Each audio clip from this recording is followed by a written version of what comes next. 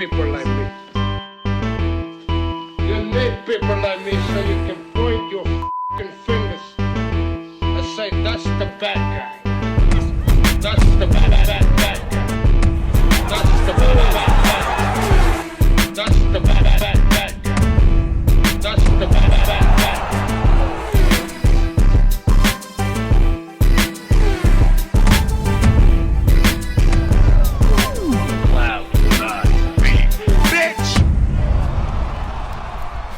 Welcome to the motherfucking relay. We're covering today's top boxing news. Ow! Okay, we'll start with this. An update on what the former WBO 140-pound champion Christina Linardatou is up to. An article published over there in Greece translated by sophisticated apparatuses to discern the article's underlying message. Christina Leonard, WBO world champion, returns to the ring on July 27th in Cavallo. In the organization of Dimitri, that's a really long name. Yeah, I can't pronounce that. The old school Fighting Four. Christina Leonard makes a competitive comeback. The boxer of Perseus and Manolis Lavdakis, WBO world champion, fights for the first time after 2 years when she defeated Priska Vikot in America in August of 2020. The short break in the fighting career of Medusa took place because she became a mother for the first time. Now she declares herself competitive, and her ultimate goal is to win and enter the next phase of her career. Enter it on the right foot. We will soon announce her opponent. Christina Linardatou is one of the more exciting fighters at or around these weights. It has been approximately 2 years since she last saw action. The former two-time WBO champion, whilst inactive, whilst with child, ended up vacating her WBO title. She initially lost it to Katie Taylor way back when in 2019. But Katie didn't hang on to that WBO title very long. She abruptly vacated it after winning it, at which point Christina was afforded the chance to win the title back against Priska Vikot, and she did in February of 2020, approximately 2 years ago. I thought the article said she last saw action in August. That's a typo. That's a mistake. Christina Leonard last saw action in February of 2020, right before the pandemic shut everything down, halting her career. She kicked off 2020 with a win, winning her title back and getting back in the winner's bracket after losing to Katie Taylor. And I'm sure that it wasn't their intention to sit out the rest of the year before the pandemic hit. I'm sure that they likely had plans for Christina later on in the year, later on in 2020, but those plans were affected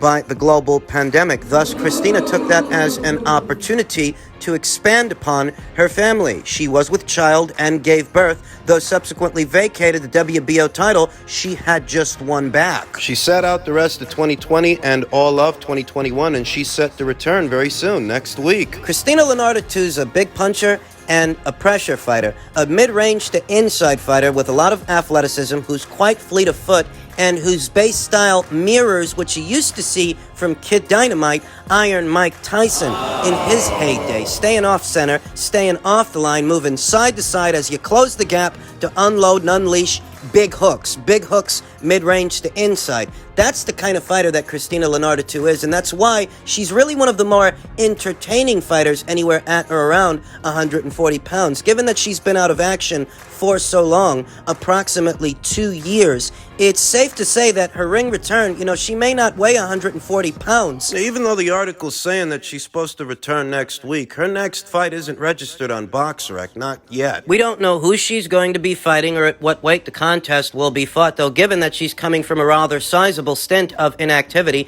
it's conceivable that her ring return might not be at super lightweight, might be at welterweight. It's not uncommon for a fighter to return at a weight higher than where they normally campaign after a long stint of inactivity. Given that it's been 2 years since she last fought, I'm expecting a journeywoman level opponent, somebody local, somebody beatable, a club fighter. Nothing to be critical about because, well, it's been a very long time since Christina Leonard had a fight, so they've got to ease her back into activity. It's perfectly normal, perfectly okay. Christina Leonard really is one of the standout fighters at or around these weights. She's only ever suffered 2 professional losses throughout her professional career, and those were losses to quality opponents, quality fighters. Delphine Persoon back in Delphine's heyday. Katie Taylor more recently in 2019, though not all that recent. She dished out 5 losses to 5 unbeaten fighters. Alicia Baumgartner, the very illustrious Alicia Baumgartner, being one among them. Christina won a split decision in what was a competitive and tight fight over Alicia Baumgartner. She gave Deanna Hobbs a first professional loss. Candy Wyatt, Alicia Baumgartner, Leela Tirishvili, and Sam S.J. Smith. Given that she's been out of action for so long, ideally she'd get at least 2 bring-along fights, 2 gimme fights, before she challenges someone credible, someone for an alphabet title. Ideally, I'd like to see Christina Linardatou perhaps down the line take on Jessica Kamara, Canada's own Jessica Kamara, who's proven to be a capable boxer herself, ultimately squaring off against the winner of Cameron versus McCaskill, which could end up happening later on this year. Christina Linardatou makes any division she campaigns in that much deeper for it, because she really is an entertaining and capable fighter. Depending on what happens at welterweight, she could see herself becoming a world champion again at either welterweight or junior welterweight. Lest we forget, unified champion Kaylee Reese has been out of action since last year, and we don't know when we can expect to see her return. If she's out of action for too long, those 2 alphabet titles she's got, they might go vacant. And if they do, well, Christina Linardatou's in with the right people to pick up at least one of them. She's managed by Brian Cohen. That's Kaylee's husband, who handles things over there at Team Empire, and it just so happens that Christina Linardatou is an Empire fighter after all. She's in with the right people, to Wiz. If any one of those 2 alphabet titles goes vacant, she can pick it up. Very exciting times. Look for the ring return of Christina Linardatou next week on the 27th. You know, obviously, like, fans love you. They want to see you succeed, but there's always that question like, hey, is Andy finally going to put it together? Is he coming in dedicated? How are you, bro? I feel good, man. Like I said, we didn't come and cherry pick any opponent. We picked Ruiz Ortiz because he's a hard opponent. You know, he's a lefty, he's crafty, but like I said, I feel I'm focused, I'm motivated, and, you know, I want those titles back. So I think Ruiz Ortiz is in front of me, and, you know, I got to climb the ladders. You know, some people would think, like, okay, Andy, but you left Reynoso, or did you leave Reynoso? Like, they wonder, like, oh, like, he was really on you. Like, if you're leaving, is that the whole dedication issue going to come back up? Yeah, man, I think everybody just wants beef, bro. Everybody wants to hear this, everybody wants to hear that, but no, we're in good terms. I just wanted, what fighter doesn't want their own facility to have to go train and this and that, but of course we had to train, I had to change trainers because I felt he has a lot of experience as well. You know, he's been training Salido, he's for Lomachenko. When we do mids, he's a lefty as well. So I think having him in my corner and Monita Mendoza, I think is the best thing I could have done for this preparation. So it's for this preparation, but I guess naturally you open to going back and incorporating him too with Eddie. Like, that relationship's still open with them. Of course, you know, me and him are in good terms, for Canelo as well. But I think the main focus is Luis Ortiz right now, and, you know, having my team right here helping me out and backing me up. So. Andy Ruiz is one of 3 fighters that very recently left the Eddie Reynoso gym. He's enlisted the aid of Alfredo Osuna, and Andy's not being as theatrical as Ryan Gersha, who left Eddie Reynoso's gym on less than amicable terms than Andy did. You know, Andy's not taking shots at Canelo. He's not taking shots at Eddie. He's just saying he needed something that perhaps he wasn't getting at the Eddie Reynoso gym. It's bad optics for Eddie Reynoso, the former trainer of the year. I don't think he'll be winning that award this year. 2 of his prize stallions lost their last fights. Oscar Valdez, Canelo Alvarez. 3 of his other prize stallions have decided to take their business elsewhere. Andy Ruiz Jr., among them Andy Ruiz, who's set to face Luis Ortiz very soon, and beyond that fight, he desires a Deontay Wilder showdown. Eddie Reynoso is out. Alfredo Osuna is in. Will we get a better Andy Ruiz under the tutelage of Alfredo Osuna as opposed to the Andy Ruiz we saw the last time out that got dropped by Chris Arias? Areola. Andy Ruiz has a date for his next bout, but he's already looking forward to a potential next matchup should everything successfully follow to plan when he takes on Luis Ortiz on September 4th at the Crypto.com Arena in Los Angeles on a Fox pay-per-view. The former heavyweight champion Ruiz is eyeing another former heavyweight champion in Deontay Wilder. I have to get back and work hard. The name is there, the talent is there, and all I have to do is stay disciplined and work hard and have all the right fights on me, Ruiz told FightHype.com. Ruiz versus Ortiz isn't a bad fight, but it's not pay-per-view worthy either. You're getting unification matches with champions, some unbeaten, like Shakur Stevenson versus Oscar Valdez, more recently, Better Beef versus Joe Smith Jr. You're getting these kinds of championship-level fights to where you ask yourself, why the hell should I pay $80 for Ruiz versus Ortiz? We just saw an undisputed lightweight championship between two unbeaten fighters on regular ESPN. No $80 price point. But this, we're supposed to pay $80 for this. Ruiz versus Ortiz. Beyond this Ortiz fight, if Andy wins, he wants to fight Deontay Wilder. The Bronze Bomber was knocked out by Tyson Fury in February of 2020, then again in October of 2021, but he's been teasing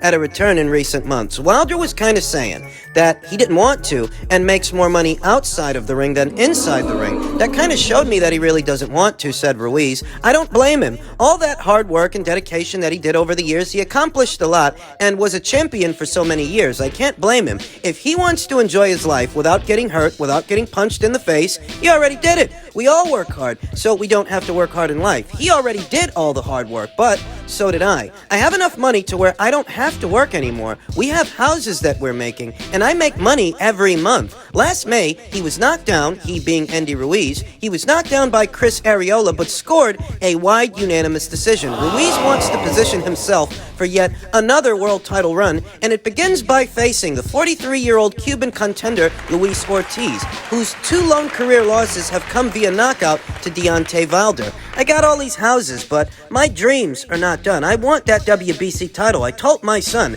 I'm not going to retire until I have this WBC title. Even if I lost again and lost another time, I'm still fighting until I get this belt. I want to stay champion, stay relevant with the WBC title. Little by little, we're getting there. Andy Ruiz has only fought once since dropping a lopsided decision to Anthony Joshua and losing all the alphabet titles he won. And since then, Andy Ruiz has circumvented a couple of challenges, couple of fights. Dillian White offered him something like $4 million for a fight in 2020. Luis Ortiz, he's been calling him out for that amount of time, for that long, from 2020 till now, except now the fight is made. Yeah, and Luis Ortiz is 2 years older. Interesting stylistic matchup, though. Given the amount of time that has passed, it's safe to say that the fight might be a little bit more winnable for Andy now than it was back in 2020 when Luis Ortiz first started calling out for it. Andy Ruiz ranks in at number 5 behind Frank Sanchez, behind Joseph Parker, Joe Joyce, and Deontay Wilder, who comes in at number 1. And the situation is just as immaterial now as it was when we first broached this subject, because there is a reigning WBC heavyweight champion, albeit a retired one. We're talking about Tyson Fury. Andy Ruiz has aspirations of fighting for the green belt, but as it stands, Tyson Fury's got the green belt. Could be a ways out before Andy gets a chance to fight for it. It could be a while, because most people are expecting Tyson Fury to come out of his quote-unquote retirement to take on the winner of Joshua versus Usyk 2. Andy's not in that picture. A couple of steps behind. He's talking about fighting Deontay Wilder, but Deontay Wilder seems all but a quasi-retired fighter, and Andy's got to make it past Luis Ortiz first in what is an interesting stylistic matchup. A younger, more primed Luis Ortiz likely would have been the favorite to beat Andy Ruiz back when he still had his legs under him. But the Luis Ortiz that I saw take on Charles Martin less than 12 months ago, his punch resistance is waning. Not as much snap on his shots, not as much snap on his punches, though he still packs a punch, and his legs, they're obviously not what they used to be, not at this age. Could get interesting, though, because Andy Ruiz was dropped by a lesser fighter in his last fight, Chris Areola. If Chris packs enough of a punch that he can drop you, what happens if Luis Ortiz lands clean on you? It's an interesting situation, to say the least, though I reiterate, this fight is more winnable for Andy now than it was 2 years ago when Luis Ortiz was first calling for it. Are we going to get a better Andy Ruiz under Alfredo Osuna? The last time we saw Andy, that was his first fight under the watchful eye of Eddie Reynoso. The next time we see him, he's got a brand new trainer in his corner, another guy that he's experimenting with in Alfredo Osuna. No guarantees that we get a better Andy. And this is all intended to be build-up for an Andy Ruiz versus Deontay Wilder showdown. Battle of the former champions. Andy Ruiz seems to want Deontay, as does Michael Hunter. Michael Hunter, who very recently signed a multi-fight deal with Sky Sports. He's over there now. Michael Hunter, who said, Al Heyman won't give me Wilder. We were at the Olympics together. He won't mention me, though. He knows he is little brother, respectfully. So Andy Ruiz wants Deontay Wilder, as does Michael Hunter, and Derek Chisora as well. No, old Del boy, Derek Chisora, he's coming off that win over Kubrat Pulev, and he's made it crystal clear he wants to share the ring with everyone, win or lose. Deontay Wilder included, and he's been calling for that fight the same way these two boys have been calling for that fight. He won't get it, though. He's not on the right side of the street for it. And neither is Michael Hunter. I heard a blurb a couple of weeks ago that Frank Warren, he wants to make a Joyce versus Deontay Wilder fight. In truth, Deontay's become a bit of a hot commodity in his absence. I think it's because people know that upon his ring return, if he ever returns to the ring, regardless of who's opposite the ring of him, it's a big financial opportunity there. It's a fight that could make a lot of money. Not necessarily because of the fight itself, but because it will be Deontay Wilder's big ring return. You know, boxing fans, they love a comeback story, and I think a good number of them would be willing to pay to see Deontay Wilder come back, though whether or not he will is still in question. The guy closest to getting that fight, it ain't Michael Hunter, it ain't Derek Chisora, and it ain't Joyce. It's actually Andy Ruiz. He's in the right place, in with the right people. Some people are still holding out hope that regardless of what happens in Joshua versus Usyk 2, we get to see Joshua versus Wilder. Dreamers that need to dream on, as the same problems that held up that fight in the past, they're still in play here today. No, Andy Ruiz is actually in the right place for that fight. And it's a winnable fight for Deontay Wilder that could make a splash. A big one, if Deontay Wilder can... We don't know what kind of headspace that guy's in. We still don't. You saw what Andy Ruiz Jr. said in that Boxing Scene article, that Deontay Wilder's making money outside of the ring, and he seems to have a wavering commitment to the sport. He's 36 going on 37 years old, several years younger than Luis Ortiz, who's registered as being 43, even though a lot of people think he's older than that. And Luis Ortiz has the same number of professional losses as Deontay, but you see... Derek Chisora's got more losses than the both of them, but you see... Deontay Wilder's younger than the both of those guys, but you see that he's not handling his losses, as well as those fighters have handled their losses, and they've been knocked out before, the same as him. There are a lot of financial opportunities out there for Deontay Wilder, but has the fight been beaten out of him? Contrast, it seems like it really didn't take all that much. All it took was for a cherry pick to go wrong, and here we are. There's no shortage of opponent options for Deontay Wilder, no shortage of opportunities. Deontay Wilder's never been short of opportunities. He actually had the opportunity to take on Derek Chisora some years ago, but the fight never materialized. He had the opportunity to take on Anthony Joshua for the undisputed heavyweight championship of the world, but he blew that off. Here today, he's still ranked as the WBC's #1 contender. He has the opportunity to come back. But will he? That's the question.